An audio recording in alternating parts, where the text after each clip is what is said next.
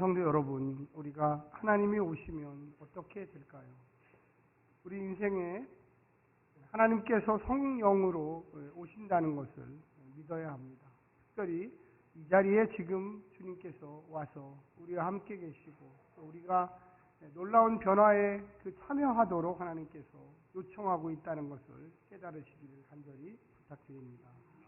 오늘 본문은 이스라엘 백성들이, 특히 남유다 백성들이 바벨론에 가서 고생을 하다가 하나님께서 너희들을 회복시켜 주십니다.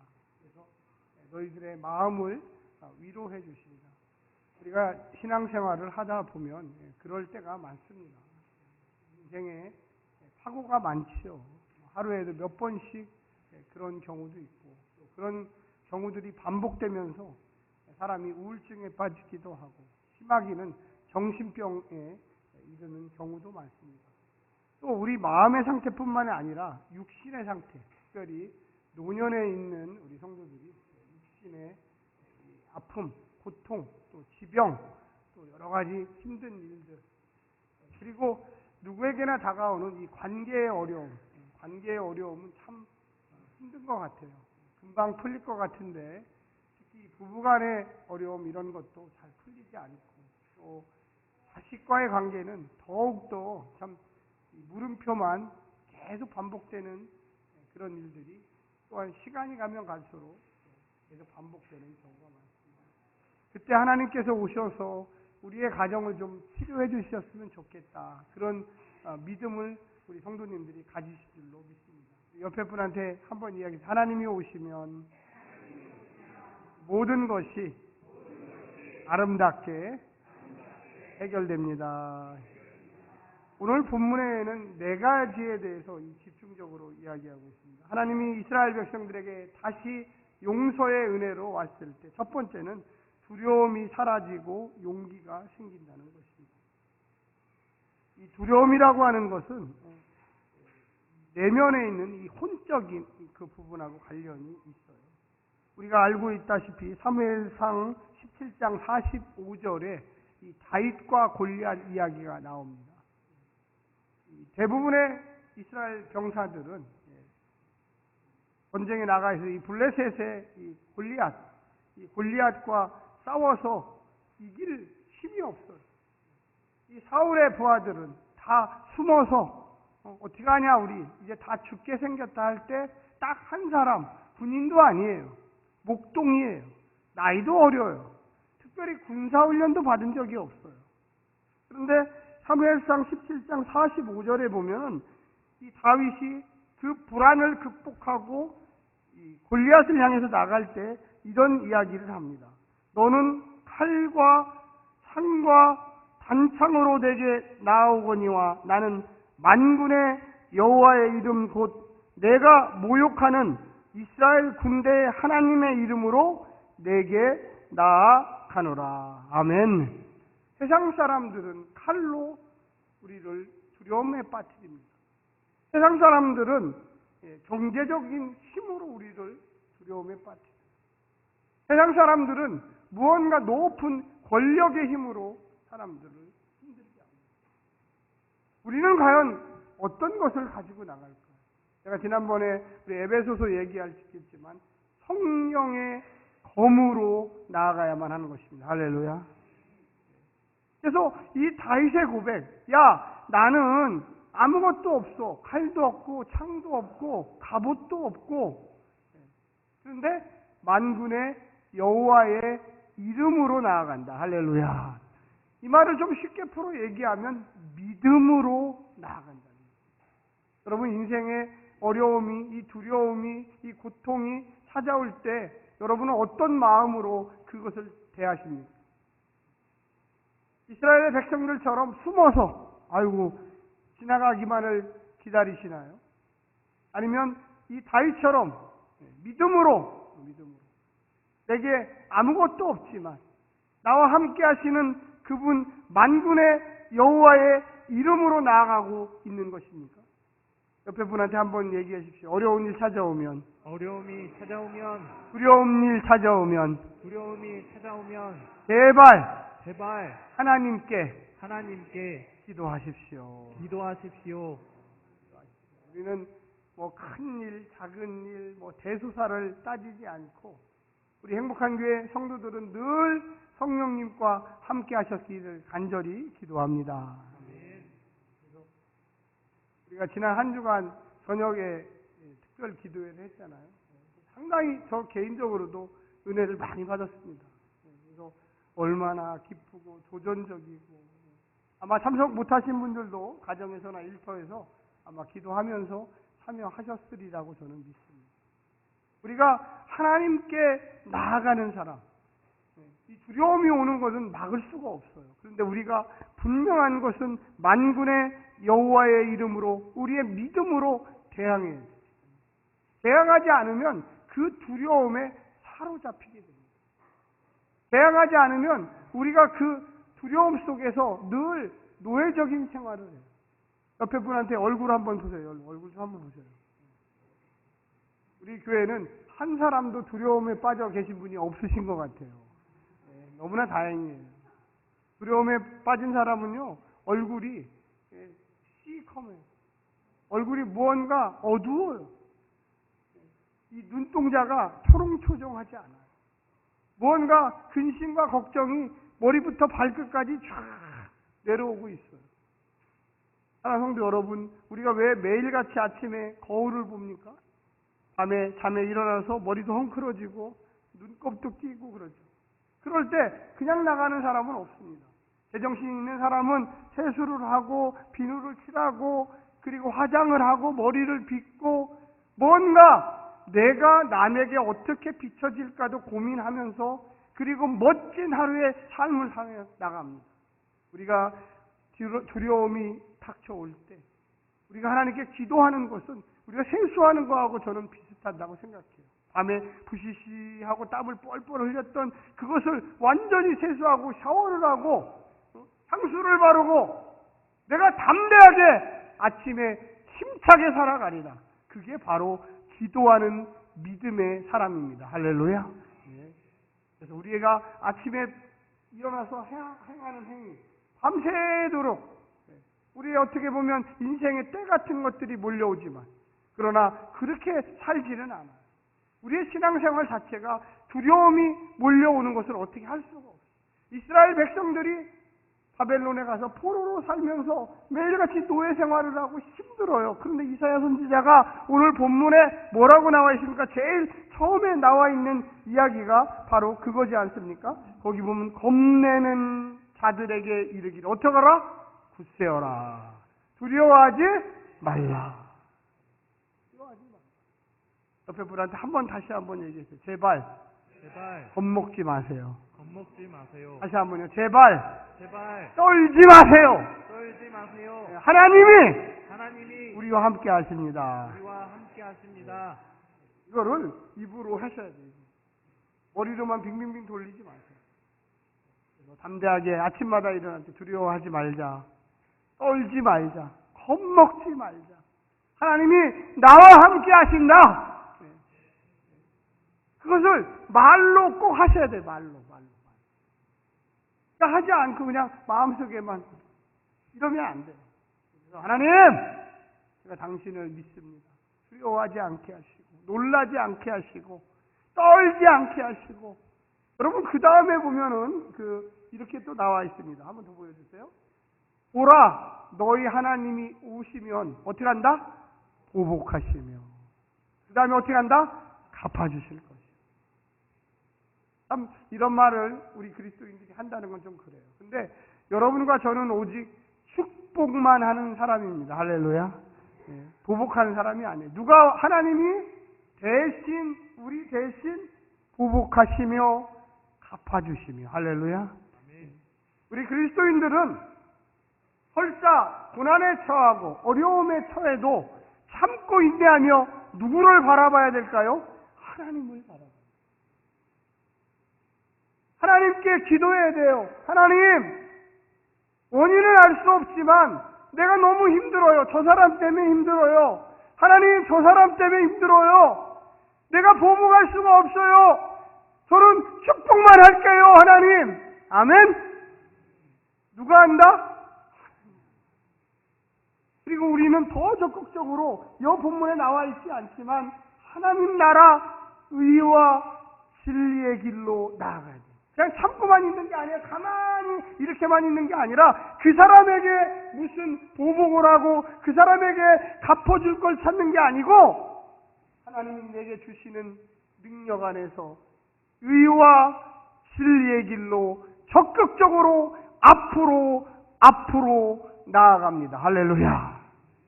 그 사람이 나를 힘들게 해도, 그 사람이 나를 어렵게 해도, 나를 비방하고 조롱하고 시기하고 질투해도 그 사람에게 뭔가를 하지 않아요. 우리는 하나님 앞에 얘기해요. 뭐라고 얘기하냐? 한번 따라서 해주세요. 하나님! 나를 괴롭히는 저 사람 머리 위에 화로를 올려주십시오. 화로. 뜨끈뜨끈. 그 화로라는 게 나쁜 뜻이 아니에요. 복을 주십시오. 하나님의 은혜를 내려주십시오. 나하고 저렇게 힘든 관계에 있는 그에게 하나님 은혜를 내려주십시오. 우리는 축복의 사람. 그래서 하나님이 뜨끈뜨끈한 거를 그냥 그 사람 머리 위에다 딱 올려놔서 왜 이렇게 뜨거워? 나 미치겠다, 춥겠다. 여러분, 그 놀라운 일이 일어나요. 하나님께서 그 영혼을 만져주셔야 돼요. 그 악함을 벗어나게 해주셔야 돼요. 회개에 이르도록 해주셔야 돼요. 우리 가정 속에 속색이는 자식들이 있으시죠? 제가 손은 들어보려고 안 할게요. 그렇지만 있을 거예요. 우리 자녀들을 위해서 기도할 때 하나님, 내 자녀 하나님께서 좀 만져주시고 축복도 주시고 그 축복이 하나님으로부터 온다는 것을 깨닫게 주시옵소서. 할렐루야. 원수는 아니에요. 원수는 아니지만. 여기에 보면 그래서 이 부모들이 자녀들 때문에 노심초사해요. 떨고 있어요. 두려워하고 있어요. 여기에 나오는 이스라엘 백성들은 바벨론이라고 하는 그 나라가 무섭고 떠는 백성이지만 그들에게 이르기를 이사야 선지자가 너희가 진짜로 떨 사람은 그들이 아니라 하나님이다. 바벨론을 무서워하지 말아라. 그들은 잠시 너희들을 괴롭힐 뿐이다. 우리를 진짜로 축복하시는 그분은 여호와 하나님이시라고 이야기하는 것입니다. 할렐루야. 사랑하는 성도 여러분, 그 다음 절을 한번 보여주시기를 부탁합니다. 거기에 우리 같이 한번 읽어볼까요? 시작. 5절 시작. 그때 맹인이 눈을 밝을 것이며 못 듣는 사람의 귀가 열릴 것이며. 그래서 하나님이 구체적으로 얘기를 해요. 맹인이 눈을 뜬다. 못 걷는 사람이 걷게 된다. 하나님이 얘기할 때 그렇게 흐리멍텅하게 불분명하게 얘기하지 않아요. 우리의 삶 속에 제가 늘 기도할 때 구체적으로 하세요. 구체적으로. 그래야지 하나님이 그거에 대한 것을 응답하셔요. 그 앞에 하나 더 있는데 뭐냐면 크고 구체적으로 하세요. 크고 구체적으로. 한번 해요. 크고 구체적으로 하라. 기도할 때 크고 구체적으로 하세요. 하나님께서 너희에게 잘 들어보세요. 이게 되게 중요한 얘기예요. 이스라엘 백성들이 지금 바벨론의 포로로 잡혀가 있는데 그들에게 눈이 멀었다, 못 걷는다. 우리는 이 사람들을 오늘날 장애인이라고 하죠. 어떤 몸의 신체적인 문제인데 이게 꼭 그렇지만 않아요. 그건 하나의 상징적으로 얘기한 거예요. 너희가 지금 노예 상태로 있느냐? 너희들은 보아도 노예가 보았다고 해서 말합니까? 들었다고 해서 말을 해요? 이건 노예가 아니에요. 자유로운 사람. 자유민은 내가 좋으면 좋다, 나쁘면 나쁘다, 나 거기 가보니까 재밌어. 이게 자유민이에요. 노예는요, 무엇을 보아도 보면 얘기하면 안 돼요. 무엇을 들어도 얘기하면 안 돼요. 걸어가도 내가 있는지 없는지를 표시를 못하는 게 바로 노예예요. 이스라엘 백성들이 그 바벨론에 가서 살고 있는 상태가 그거예요. 내가 너희들을 장애인에서 노예에서 자유민으로 만들어줄게. 할렐루야. 이 중에 혹시라도 돈 때문에 노예에 있는 사람들이 있어요. 여러분, 예수의 이름으로 노여움을 받으시기를 간절히 부탁드립니다. 아멘? 아멘 안 하시는, 끝까지 나는 돈의 노예가 되겠다 이런 얘기를 하시는,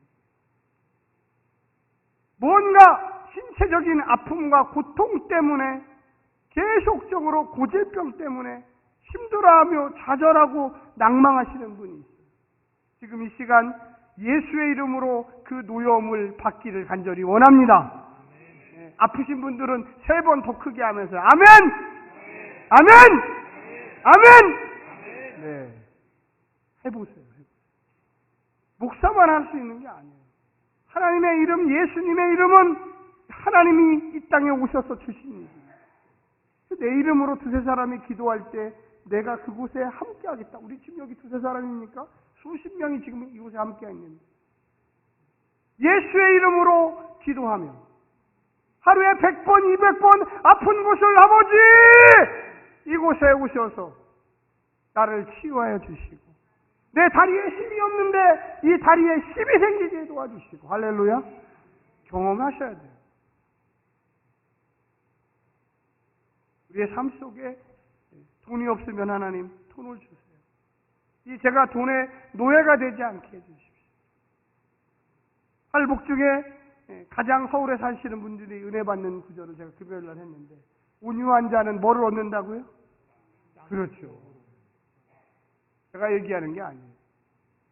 그 땅은 이 땅을 얘기하는 거예요. 이 땅을. 다시 한번 하겠습니다. 온유한 자는 뭐를 얻는다고요? 땅을 기업으로 얻는다. 옆에 분은 온유하신가 한번 얼굴 좀 보세요. 땅 좀 가지게 생겼나. 네. 여러분 믿으시기를 간절히 부탁합니다. 제 말이 아니잖아요. 예수님이 얘기. 얼굴 찡그린 거 좀 피시기를 간절히 부탁합니다. 아멘. 네. 자, 다시 한번 옆에 분은 한 번 더 하세요. 하나님이 오시면 온유해집니다. 온유한 사람이 땅을 얻습니다. 새겨 들으세요. 그래서 하나님, 땅이 없으면 하나님 제가 아직 온유한가 봐요. 하나님 제 자신에게도 온유하게 해줘. 제 자신에게도 온유한 인생이 되게. 하나님 여기 본문에 보니까 맹인이 눈을 뜨고 못 걷는 사람이 걷게 되는 역사. 하나님이 오실 때 그런 역사가 일어난답니다. 내 마음에 주님 오셔서 나의 육신의 이 아픔을 좀 해결해 주시옵소서. 할렐루야. 네. 하나님께서 반드시 사람의 손길을 통하든지 기적의 능력을 보여주든지 아니면 정말로 어떤 사람을 통해서라도 그가 다시 완벽하게 일어나서 뛰고 걷고 춤을 추고 그런 기적이 일어날 줄로 저는 믿습니다. 기적이 일어나요. 우리의 삶 속에 그런 일들이 예수 믿음으로써 반드시 일어나요. 또 한 가지는 거기 보면 그 다음 절 한번 보여주시기 바랍니다. 6절입니다. 그때 시작. 그때 저는 자는 사슴같이 뛸 것이며 말 못하는 자는 저에는 노래하리니 이는 광야에서 물이 솟겠고 사막에서 시내가 흐를 것이며. 여기에서 보여주세요. 계속 보여주세요. 중요한 게 뭐냐면 광야예요. 광야. 저는 광야를 가보지는 않았지만 광야의 보통 이야기는 뭡니까? 광야는요 모래밖에 없어요. 농사도 안 돼요.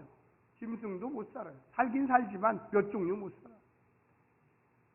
그 광야가 다시 뭐가 흐른다? 물이 흘러요. 그래서 그 물이 흐르다 보니까 그게 뭐가 돼요? 시내가 돼요. 물이 한 번 흐르고 끝나는 게 아니라 계속적으로 물이 흘러야지 시내가 됩니다. 할렐루야. 어떤 분들은 한 번 은혜 받고 끝나시는 분이 있어요. 제발 그러지 않으시기를 하나님 부탁드립니다. 매일같이 은혜를 받아요. 그래야지 그곳에 하천이 흐르는 거예요. 그곳에 계속 물이 흐르는 거예요. 여러분 만약에 생각해 보십시오. 농사를 짓는데 물이 한 번 하루 팍 오고 그 지역에 물이 안 왔다. 그럼 뭐라고 합니까? 그걸 가뭄이라고 하는 거예요. 최소한 일주일에 한 달에 한 번씩이라도 물이 흘러야 돼요. 그래야지 그곳에 꽃이 피고 열매가 있는 나무들이 솟아나기 시작합니다. 할렐루야. 구약의 많은 표현들을 보면 이 오아시스거든요. 많은 표현들을 보면 하나님이 주시는 땅에는 반드시 물이 흐르게 돼 있어요. 만약에 하나님이 내게 땅을 주셨는데 광야를 주셨다. 사막을 주셨다. 물이 없어. 우리 성도님들 가운데 제가 볼 때는 신앙생활 오래 하신 분들이 있는데 30년 전에 한번 비 온 거를 갖고서 아직도 신앙생활 하시는 분들이 있어요. 너무나 안타까워요. 성령의 생수가 날마다 흘러야 합니다. 할렐루야. 생명의 생수가 하천처럼 끊임없이 흘러야 돼요. 조금 흘러서는 안 돼요. 우리 1000만 서울 시민이 먹는 물은 어디서 흘러갑니까? 한강에서 흘러가죠. 그죠? 1000만 명이 먹으려면 한강 뭐 제가 다 아시잖아요. 얼마나 넓어요. 그 폭이. 1년 365일 비가 몇 달 안 와도 그곳에 물은 계속 흐릅니다. 사랑하는 성도 여러분, 우리 행복한 교회 성도들 가정마다 실개천이라도 제발 흐르시기를 간절히 부탁드립니다. 실개천이 흐르시는 물은 좀 넓어서 최소한 폭이 2m 정도 되는 물은 흘러야 돼요. 그 정도 갖고도 사실 부족해. 최소한 20m, 30m 정도 되는 물이 날마다 우리 가정마다 흘러야 합니다. 할렐루야.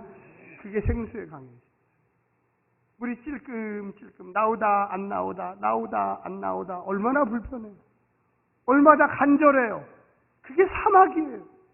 사막에서 혼자 바등바등 치면서 신앙생활 해보겠다고 제발 그러지 않으시기를 부탁드립니다. 하나님, 우리 가정에 폭포수와 같은 은혜의 강물이 하루도 빠짐없이 흘러들어서 우리만 잘 먹고 잘 사는 게 아니라 내 자식들, 내 손자, 손녀들, 그리고 내 이웃들, 내 아는 친척들, 내 아는 우리 성도들에게 이 물을 공급하게 하여 주시옵소서. 할렐루야. 그게 은혜의 강물이에요. 은혜의 강물.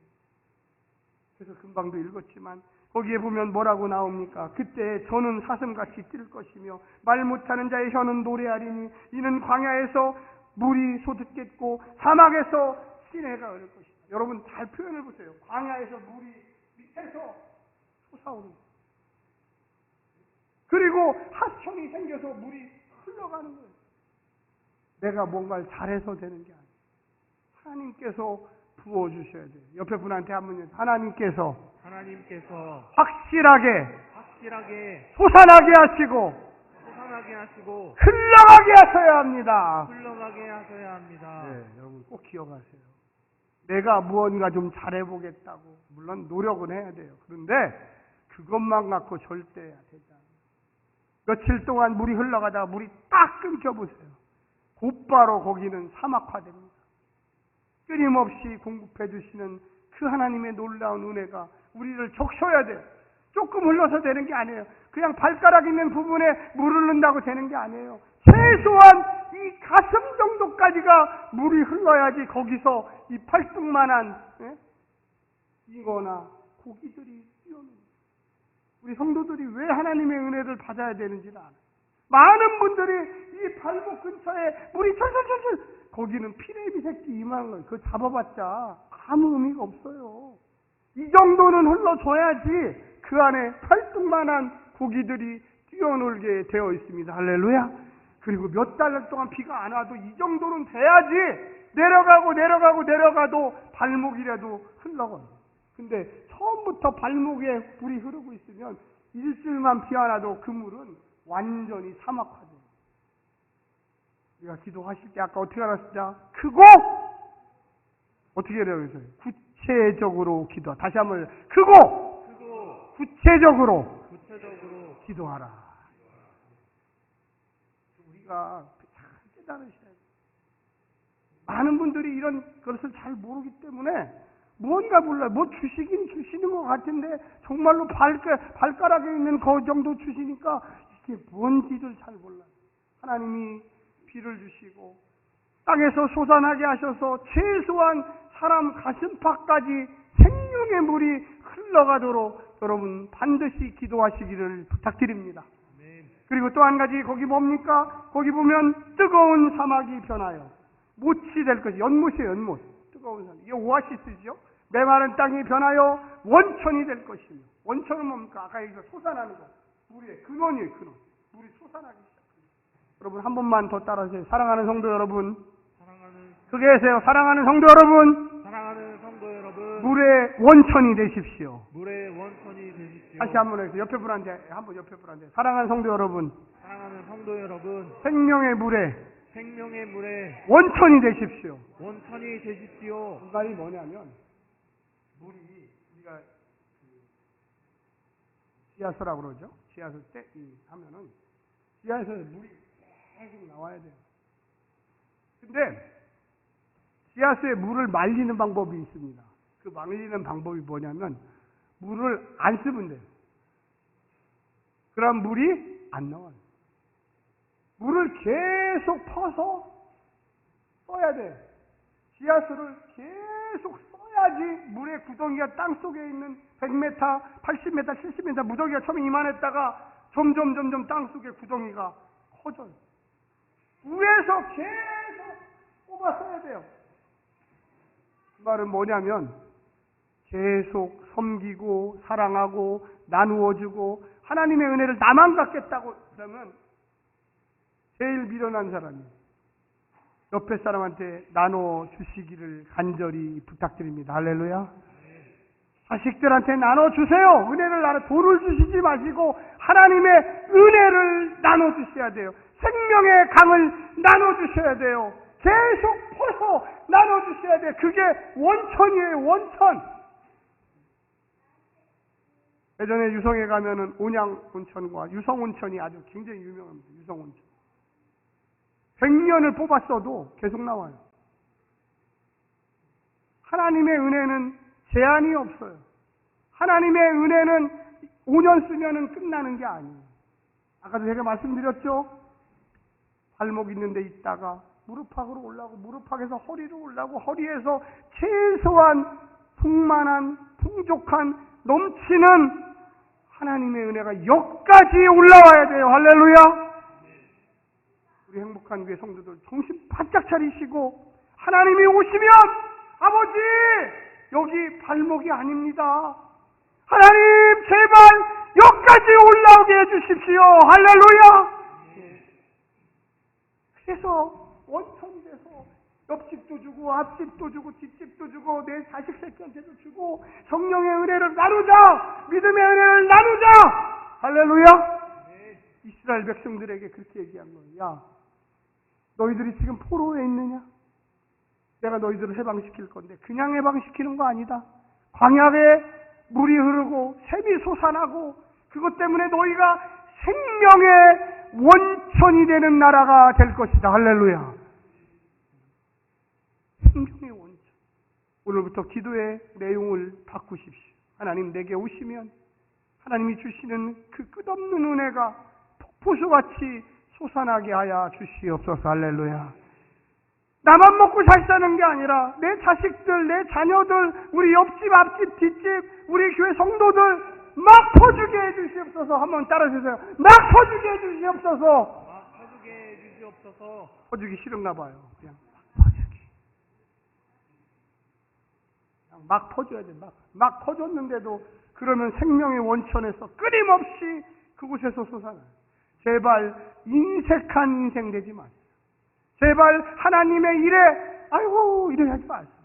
하나님, 내가 하나님이 왔으니까 내게 왔으니까 이건 다 퍼서 하나님 나라에 헌신하게 하시고 내 자식들에게도 이 믿음의 은혜를 주게 하시고 옆집에 믿지 않는 자들에게도 주게 하시고 우리 행복한 교회 성도들 누구 부족한데 하나님 그 집에도 폭포수가 흐르게 하여 주시옵소서. 내가 원천이에요. 내가 원천.